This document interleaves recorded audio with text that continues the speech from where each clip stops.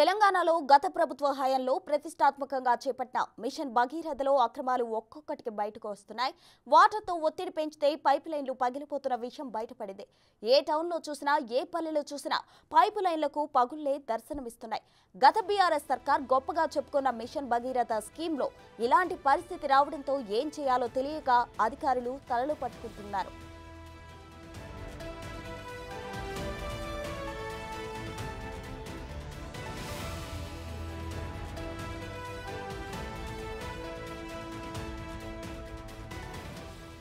ప్రత్యామ్నాయంగా గ్రామాల్లోని పాత బోర్లను వినియోగంలోకి తెస్తున్నారు. భగీరథ నీళ్లు వచ్చే అవకాశం లేని చోట కొత్తగా హ్యాండ్ బోర్లు వేయిస్తున్నట్లు తెలుస్తోంది.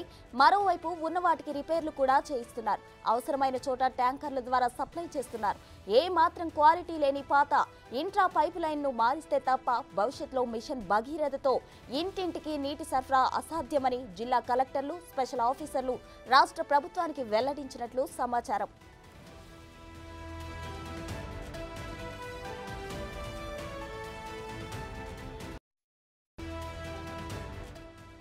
తెలంగాణ వ్యాప్తంగా 96 నియోజకవర్గాలు కవర్ అయ్యేలా 23,890 రూరల్, 121 అర్బన్ హ్యాబిటేషన్లకు 2016లో మిషన్ భగీరథ స్కీమ్ చేపట్టారు. ఇందుకోసం 46,123 కోట్లు కేటాయించారు. 1.50 లక్షల కిలోమీటర్ల వాటర్ గ్రిడ్లో మెయిన్ ట్రంక్ లైన్లతో పాటు ఇంట్రా పైప్ లైన్లు ఉన్నాయి. వేల కోట్ల రూపాయలు ఖర్చు చేసినప్పటికీ చాలా చోట్ల ఎక్కడికక్కడ పాత ఇన్ఫ్రాస్ట్రక్చర్ను అడ్డగోలుగా వాడేశారు. పాత ట్యాంకులకు కలర్ పూసి భగీరథలో కలిపేశారు. ఎస్సీ కాలనీలతో పాటు పాత లైన్ పూర్తిగా దెబ్బతిన్న చోట్ల మాత్రమే కొత్తగా ఇంట్రా పైప్ లైన్ వేసినట్లు తెలుస్తోంది.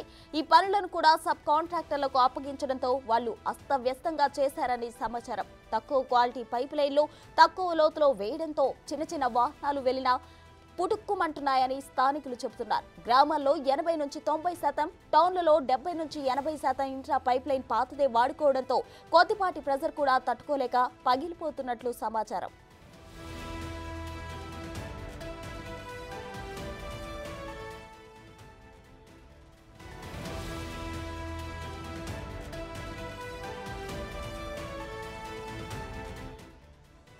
ఎండాకాలంలో తాగునీటి సమస్య తలెత్తకుండా చర్యలు తీసుకోవాలని కలెక్టర్లను ఆదేశించిన రాష్ట్ర ప్రభుత్వం పర్యవేక్షణ కోసం జిల్లాలకు స్పెషల్ ఆఫీసర్లను నియమించింది.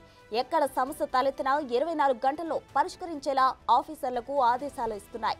కానీ ఫీల్డ్ లెవెల్లో భగీరథ గ్రిడ్ నుంచి తక్కువ ప్రెజర్తో వస్తున్న వాటర్ గ్రామాలకు చేరకపోవడం, ట్యాంకుల నుంచి రిలీజ్ చేస్తే ఇంట్రా పైప్ లైన్లు ఎక్కడికక్కడ పగులుతుండడం వల్ల తాము ఏమీ చేయలేకపోతున్నామని కలెక్టర్లకు మొరపెట్టుకుంటున్నట్లు సమాచారం.